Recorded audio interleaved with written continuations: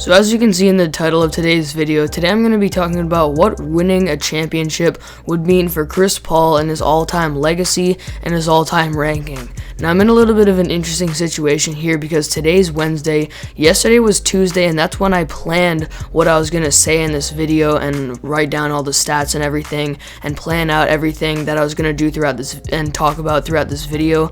And today we got the news that Chris Paul has tested positive for COVID-19. This man cannot catch a break. He goes to the Western Conference Final with the Rockets and tears his hamstring, costing him a chance to go to the finals. And now he catches COVID before the Western Conference Finals here with the Phoenix Suns in 2021. Now the good news is the Suns have tons of rest since they swept the Denver Nuggets, and it only takes about 7 to 14 days to recover from COVID.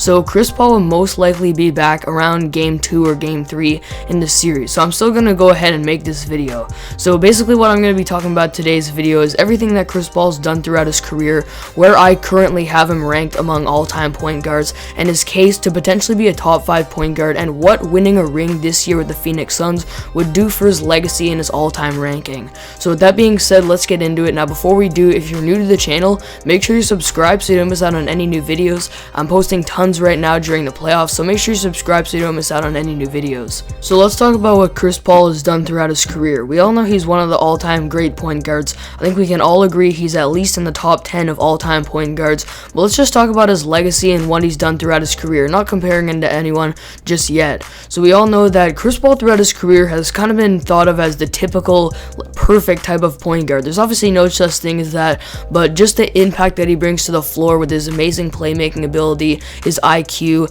and also especially how he operates in the mid-range area. It's just amazing how well he plays the point guard position.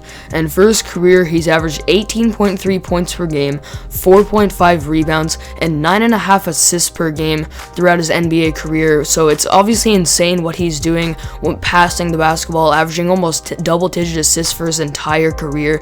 He's very efficient for his play style, very efficient for a point guard, shooting 47% from the field throughout his career, 37% from 3, 48% in the mid-range area, which is very good for the amount of shots he takes per game in the mid-range throughout his career. He's shooting 52% from the mid-range this season, and we all know that Chris Paul loves to operate in the mid-range area. That's where he scores a lot of his buckets. Not a lot of guards these days, especially right now, use the mid-range game, but Chris Paul has continued to improve it and use it more and more throughout his career, and is working extremely well, especially in 2021. And he also has a 58.5% true shooting for his career, which also for a point guard is very good. So he's a pretty efficient scorer. In terms of his accomplishments over his career, he has tons of accolades, all-NBA teams, all-star teams. He's an 11-time All-Stars, made the All-NBA first team 4 times, the All-NBA second team 5 times, 1 time making the All-NBA third team. He's been an incredible defender throughout his career, especially on the perimeter,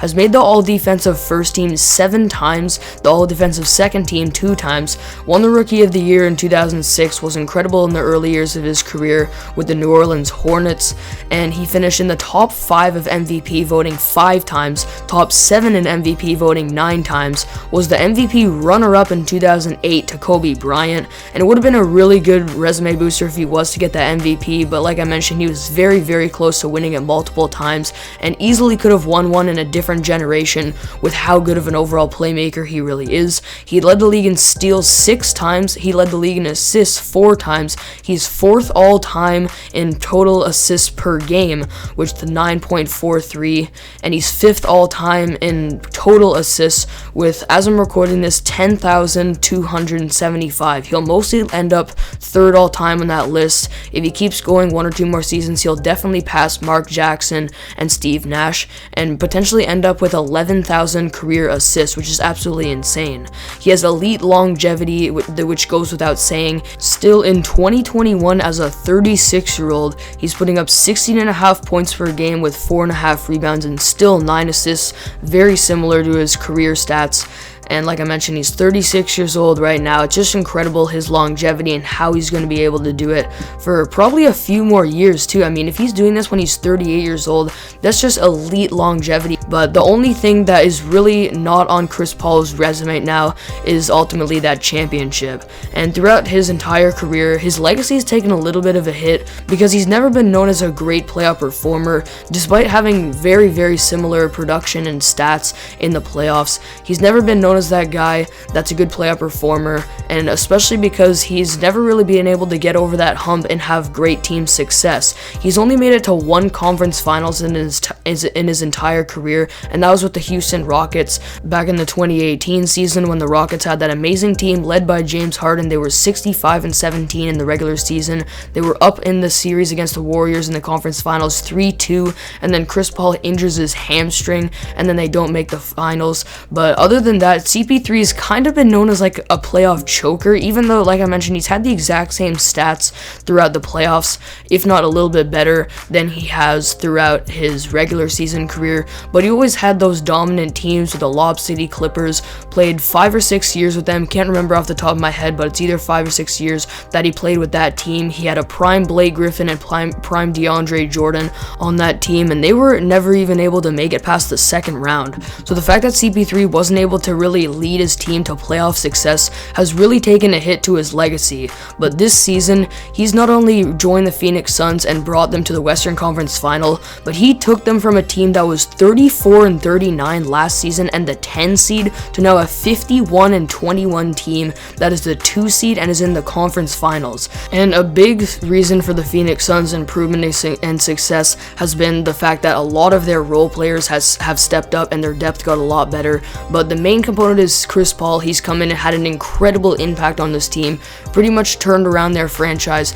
and now he has a chance to win a championship with this franchise at 36 years old. So let's talk about some all-time point guard rankings here and what my list is looking like right now. So in order, if I would have to order these guys right now, I would say I have Magic Johnson, Steph Curry, Oscar Robertson, Allen Iverson, and then pretty much Isaiah Thomas, Steve Nash, John Stockton, and CP3 are pretty much interchangeable for me for 5 through 8. And I made a video a while back, around like half a year ago on the channel, where I did my all-time point guard rankings, the top 10. I did an entire series by position there, so you can go ahead and check out that video. The only difference between this list and the other one, on the first one I had Isaiah Thomas at number 7, and now I'm probably going to bump him up to number 5. But like I mentioned, Isaiah Thomas, Steve Nash, John Stockton, and Chris Paul are pretty much interchangeable. If I had to rank them, I would probably put, as I mentioned, Isaiah Thomas 5, Chris Paul probably 6th right now, especially if he ends up winning this ring, Nash 7th, and Stockton 8th. And like I mentioned, if CP3 wins the ring this season, it would check off a huge box that he really needs on that all-time resume. We look at all of the accomplishments that he had. When you compare him to these other point guards that we're talking about, he has very similar playmaking and passing abilities. The defense puts him ahead of guys like Steve Nash and John Stockton, at least in my opinion. Chris Paul has been an incredible defender throughout most of the prime of his career. Like I mentioned, making 7 all-defensive teams. He's got that dominant mid-range type of game, is a better scorer than some of these guys, especially like John Stockton. And overall, the only thing that's missing from this is a ring. Steve Nash and John Stockton, neither of them won a ring either. And whether you like it or not, accomplishments like this do have to factor in to a debate like this. A lot of people don't like to use accolades like all defensive and all NBA teams because it's the media's decision and they can be skewed and everything, and it's really up to our opinions on what we think where we think these players rank. But leading a team to a championship is a huge thing that, especially as an all-time top 10 point guard, it's essential that you have that on your list if you want to have even a chance of being considered a top 5 point guard. So if Chris Paul were to not only win a championship with this Suns team this year, but take them pretty much almost single-handedly from being a 10 seed last year, coming into this team, having an incredible impact, a top 5 MVP season according to the voters, and winning a championship with this team, bringing them from a non-playoff team to a championship team would be a huge thing on his resume. And the fact that he's doing this as a 36-year-old just makes it that much better. Like I mentioned, his longevity is just straight up elite. So if Chris Paul were to win a championship this year, I think that would pretty much solidify him for me being ahead of John Stockton and Steve Nash.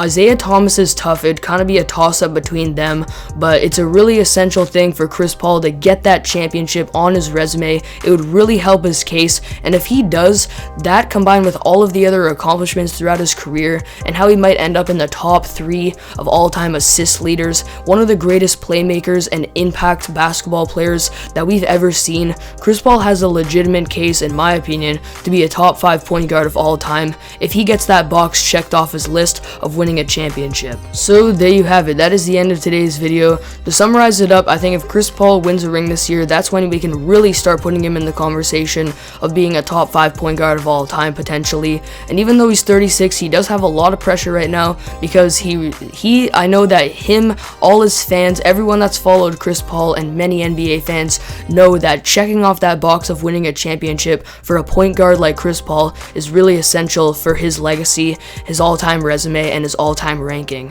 So I think it'd be really awesome to see him win a ring this year. It'd be inspirational to see a 36-year-old come out here and finally show that he's got what it takes to lead a team all the way to a championship, go and finally get that monkey off his back, check off the box of winning a championship, and really boost his all-time legacy and his all-time ranking. So in conclusion, winning a ring this year for Chris Paul would be very, very good for his all-time ranking and legacy. Thank you all for watching this video. As I mentioned, if you're new, be sure to subscribe. Comment down below what you think winning a ring would mean for Chris Paul and his all-time ranking and legacy, and I'll see you all next video.